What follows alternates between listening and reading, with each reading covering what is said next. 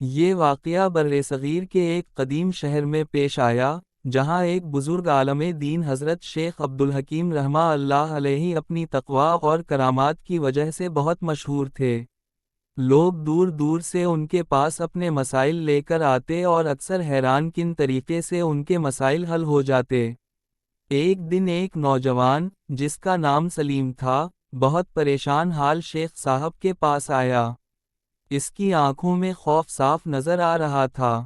اس نے لرزتی ہوئی آواز میں کہا، حضور، میرے ساتھ عجیب واقعات ہو رہے ہیں۔ رات کو کوئی سایہ میرے کمرے میں آتا ہے، مجھے ڈراتا ہے، اور میری زندگی تباہ ہو چکی ہے۔ شیخ عبدالحکیم نے کچھ دیر آنکھیں بند کیں، پھر فرمایا، بیٹا، تم نے کوئی ایسی جگہ تو نہیں دیکھی جہاں تمہیں نہیں جانا چاہیے تھا؟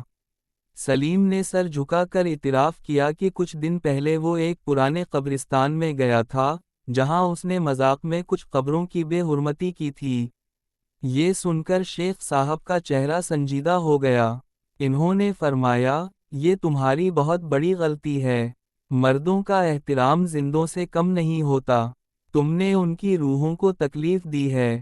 پھر انہوں نے سلیم کو کچھ آیات اور دعائیں پڑھنے کا حکم دیا، خاص طور پر رات کے وقت سورۃ الجن اور آیت الکرسی پڑھنے کی تاکید کی۔ اسی رات سلیم نے ہمت کر کے وہ تمام دعائیں پڑھیں۔ جیسے ہی آدھی رات ہوئی، وہی سایہ دوبارہ اس کے کمرے میں آیا، مگر اس بار ماحول مختلف تھا۔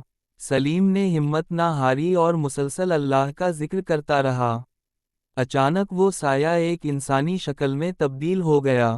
اس کی آواز گونجی، ہم تمہیں نقصان پہنچانا چاہتے تھے، لیکن تم نے اللہ کی پناہ لے لی ہے، اب ہم کچھ نہیں کر سکتے۔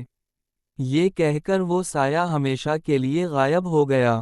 اگلے دن سلیم فوراً شیخ عبدالحکیم کے پاس گیا اور سارا واقعہ سنایا۔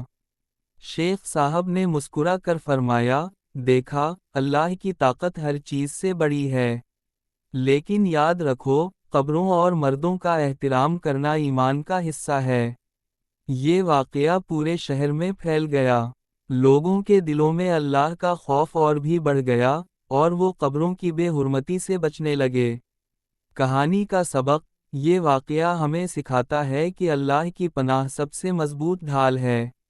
ساتھ ہی یہ بھی کہ ہمیں ہر حال میں ادب اور احترام کو ملحوظ رکھنا چاہیے، خاص طور پر ان لوگوں کے لیے جو اس دنیا سے جا چکے ہیں۔